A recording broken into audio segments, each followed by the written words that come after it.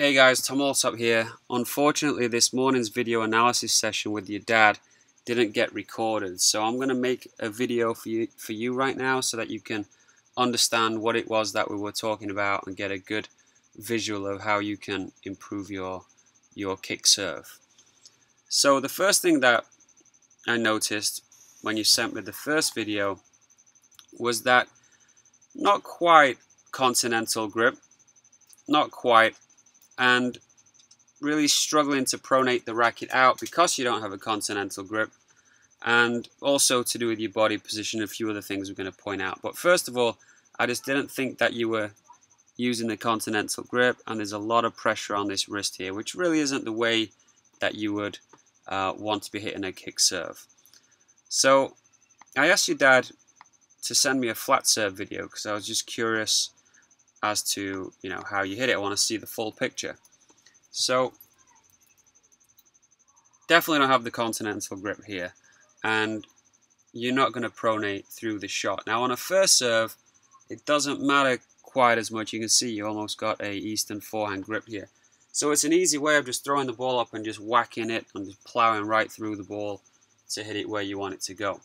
But on a kick serve, where you've got to send the racket out in a different direction, if you don't have a continental grip, you're not really going to pronate and be able to therefore accelerate the racket up the ball enough to get it to kick with any sort of power. So after that advice, you sent me this video where you can already see here that you've pronated. So this is the best one that I saw, and the reason it's pronation is that the backside of the racket is noticeable here. It's turned with the forearm, not with the wrist, and that's kind of what we're looking for. It's easy to have the racket showing the back fence or the side fence down here, but the fact that it's pronated before it's even dropped by your shoulder means that it was really involved in the shot. It was really relevant to how the shot was played.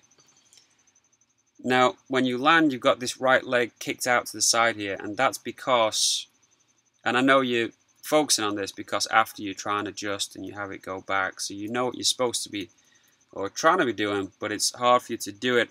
And that is because, and again, how you land is not necessarily that important, but I'm letting you know why you're not able to do the things that you know you should be able to do.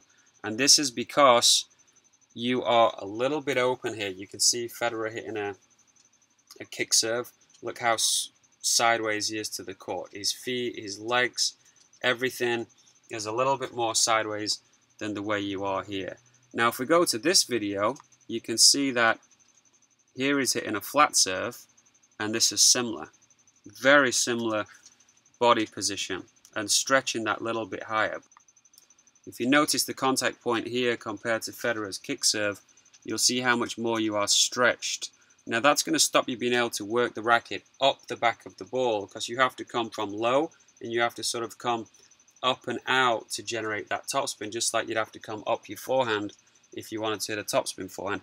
So you've got to let the ball drop a little bit, and he just looks a little bit more comfortable and relaxed. Not as straight as and as stretched as he possibly could be. This looks about, you're really trying to reach something off the top shelf there. So just, you don't have to have a really bent arm. Just relax a little bit and let the ball come down to you, and try and stay a little more sideways throughout the entire shot, but especially as you're hitting the ball. Now because you're square here to the court, your arm has to come out to the side to generate the spin, which is not as natural as facing the direction that you want to swing the racket out to. So you want to accelerate the racket up here, and that's going to be hard for you to do if you're facing the court, because then you just have to do it all with your shoulder. So this is not going to be easy for you to generate, again, a lot of power and spin. So we've got the continental grip, you've got your body position being sideways and letting the ball drop. Now I think what ties into letting the ball drop is the next thing that I noticed, where your arm and your hand go up to go get the ball here. So this position that's just a little bit higher than your head is a position that you could do a lot lower down here if you just allowed the racket to drop down your back instead of that feeling that you want to go up and get everything. So I'm not sure why you're doing it. I just gave you sort of one mental reason of you thinking you got to go up and get in it rather than just being a little bit lower. It could also be that you're a little tight and you just don't allow the racket to drop down your back. But you can see how you are reaching up to go get that ball. I'll give you a couple of examples.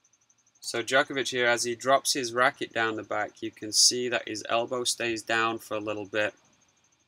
And what this does is it allows you to accelerate the elbow up into the sky and have the racket come from a lot lower down, a lot lower than his waist.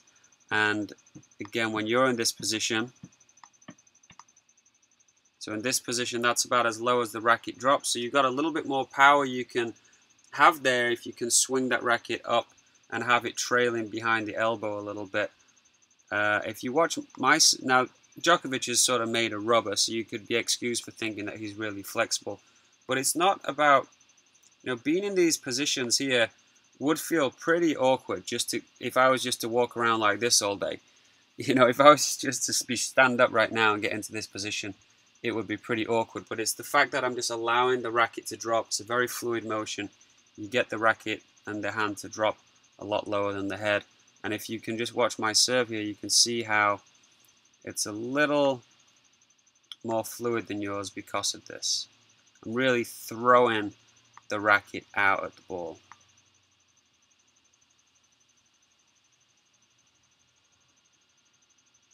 And you'll also see, obviously, the pronation there. So this, if I had to prioritize, this would be the last thing that I'd ask you to focus on. But it might tie in with just allowing the ball to drop and not reaching too high. Maybe that'll either tie in and just slot into place, or maybe even focusing on this and not reaching up so soon will allow you to feel comfortable at hitting that ball a little bit lower and therefore brushing up the ball a little bit easier. It's also catching the top of the racket, so it's going to be tough from that position to get that ball to kick. But I think you're on the right path, man. Just keep using the continental grip. All you got to do is hold a little more sideways, let that ball drop. Don't go reaching that arm up there too soon, and just be free at just allowing that racket to move. I hope you enjoyed the video. Sorry that I couldn't get it to you the regular way, but if you have any questions, email me and I'll be more than willing to answer them. All right, thanks a lot. Bye-bye.